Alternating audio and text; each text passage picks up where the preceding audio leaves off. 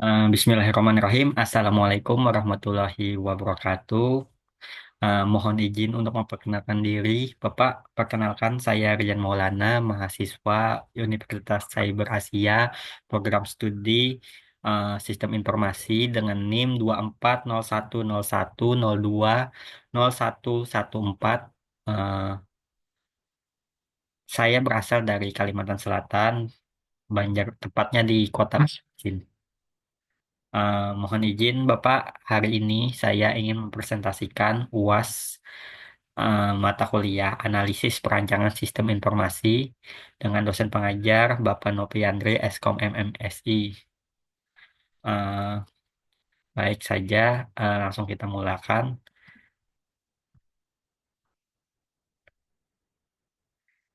Pada kesempatan ini saya mendapat dua soal ujian, yakni yang pertama mengenai analisis kebutuhan, yaitu didapatkan studi kasus sebuah universitas ingin mengembangkan sistem informasi untuk manajemen pendaftaran mahasiswa baru. Sebagai seorang analis sistem, jelaskan mengapa analis kebutuhan sangat penting dalam perancangan sistem informasi. Dan juga sebutkan serta jelaskan tiga teknik atau metode yang dapat saya gunakan untuk mengumpulkan kebutuhan dari pemangku kepentingan universitas tersebut. Terus soal kedua yaitu mengenai manajemen proyek, di mana hmm, saya sebagai manajer proyek untuk mengimplementasikan sistem informasi baru di sebuah perusahaan. Bagaimana ak- Anda akan mengelola proyek ini secara efektif? Jelaskan langkah-langkah yang akan Anda ambil dalam merencanakan, melaksanakan, dan mengawasi proyek tersebut. Juga sebutkan beberapa risiko yang mungkin timbul selama pelaksanaan proyek dan cara mengatasi atau mengurangi risiko tersebut. Untuk mempersingkat waktu, langsung saja kita mulakan. Eh, Pada kesempatan ini, saya membaginya menjadi empat agenda utama dalam presentasi ini, yakni yang pertama, kita akan membahas mengenai soal nomor satu, yaitu analis kebutuhan. Terus nomor dua, agenda kedua, yaitu manajemen proyek sistem informasi tadi. Ketiga, kita akan membicarakan mengenai resiko dan mitigasinya. Dan terakhir ialah kesimpulan. Analisis kebutuhan. Analisis kebutuhan merupakan tahap awal dalam perancangan sistem informasi yang bertujuan untuk memahami kebutuhan penggunaan dan tujuan bisnis. Dalam konteks pengembangan sistem informasi pendaftaran mahasiswa baru, analisis kebutuhan sangatlah penting karena satu, dapat mengidentifikasi kebutuhan pengguna, yakni memastikan sistem sesuai dengan kebutuhan calon mahasiswa, admin, dan pihak universitas. Yang kedua, dapat mengurangi kesalahan dalam pengembangan. Dengan analisis yang baik, resiko perubahan besar dalam pengembangan dapat diminimalkan. Dan yang terakhir, meningkatkan efisiensi sistem. Sistem yang dirancang sesuai kebutuhan akan lebih efisien dalam pengolahan data pendaftaran mahasiswa. Terus, metode pengumpulan kebutuhan. Untuk mengumpulkan kebutuhan dari pemangku kepentingan, terdapat tiga metode utama yang dapat digunakan, yakni yang pertama wawancara. Wawancara ialah kita dapat melakukan wawancara dengan pihak universitas seperti bagian akademik dan IT mungkin, eh, guna memahami kebutuhan dan kendala yang ada. Terus yang kedua observasi. Kita harus mengamati proses pendaftaran mahasiswa saat ini untuk mengidentifikasi tantangan dan peluang perbaikannya. Dan yang terakhir ialah kuesioner. Dengan menyebarkan kuesioner kepada calon mahasiswa dan staf untuk mengumpulkan data terkait ekspektasi mereka terhadap sistem. Lanjut. Nah, yang kedua, soal kedua tentang manajemen proyek sistem informasi.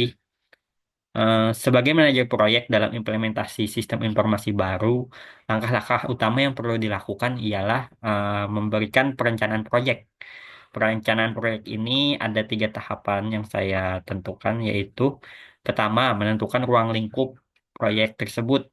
Nah, dengan mengidentifikasi fitur utama sistem dan batasan proyek yang ada. Terus yang kedua, menyusun jadwal proyek menggunakan metode seperti Gantt chart atau menentukan timeline pengerjaannya.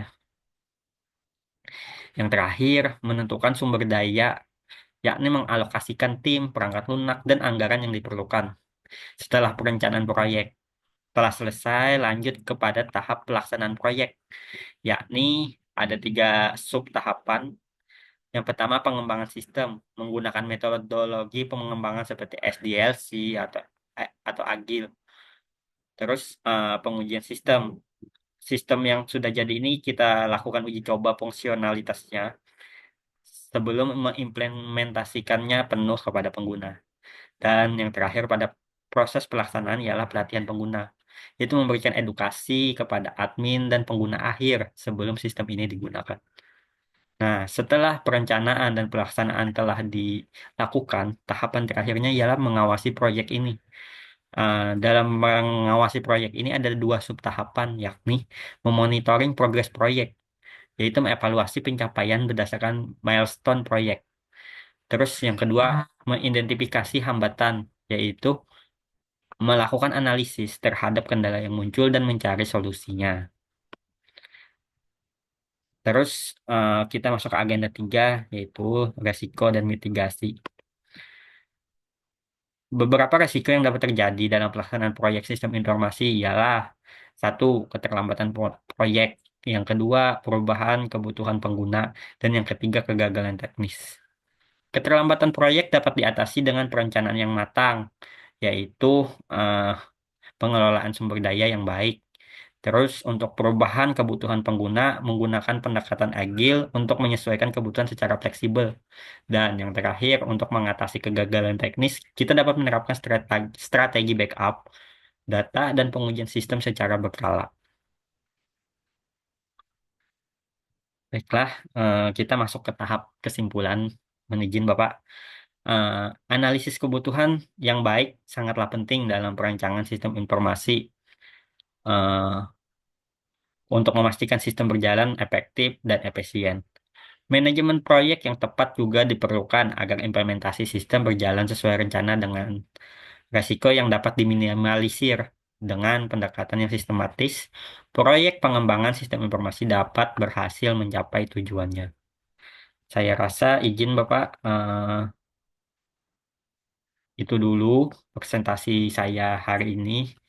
Tentunya masih banyak kekurangan yang saya sampaikan pada kesempatan kali ini. Saya memohon maaf atas hal tersebut. Demikian, wabillahi taufiq wal hidayah. Wassalamualaikum warahmatullahi wabarakatuh.